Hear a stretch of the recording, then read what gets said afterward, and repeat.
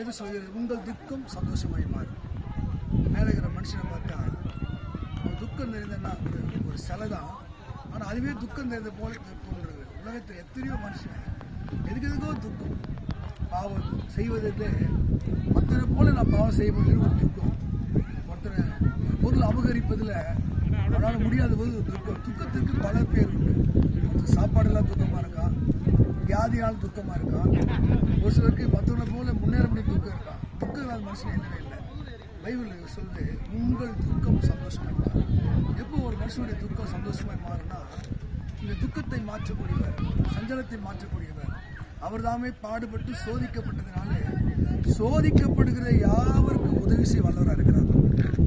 சங்கீதம் 22 வாசிக்கும் போது உபத்திரப்பட்ட உபத்திரவத்தை அவர் அற்பமாய் எண்ணாமலும் அருவருக்காமல் இருக்கிறார். உபத்திரப்படுறியா, பாடுபடுறியா, உன் துக்கத்தை அவர் யோவான் 14 சொல்ற உன் துக்கம் சந்தோஷமாக மாறும். எப்போ மாறும்? எந்த மனிதர்கள் தன்னை படைத்த இறை நோக்கி கூப்பிடுகிறார்களோ, செபிக்கிறார்களோ, ஆண்டவரே என் துக்கத்தை மாற்றி சொல்கிறார்களோ, அவங்க துக்கத்தை எல்லாம் சந்தோஷமாக மாற்றுவார். பைபிளில் எத்தனையோ பேருடைய துக்கத்தை மாற்றிருக்கிறார்.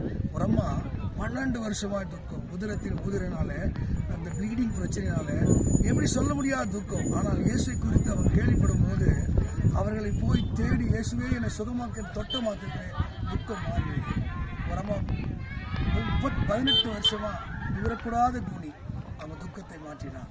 ஒருவேளை 12 வருஷம், 18 வருஷம், 38 வருஷம் நீ பிறந்த முதல் கொண்டு துக்கமாக இருக்கீங்களா? ஒரே ஒரு வார்த்தை சொல்கிற பாருங்க, உங்கள் துக்கத்தை மாற்றக்கூடிய இயேசு அருகில் இருக்கிறார். வருத்தப்பட்டு பார சுமக்கிறவர்களே எல்லாரும் என்னிடத்துல வாங்க, உங்கள் துக்கத்தை நான் மாற்றுவேன் சொன்னேன். இன்றைக்கு வருத்தத்தோடு துக்கத்தோடு சஞ்சலத்தோடு வாழ்றீங்களா?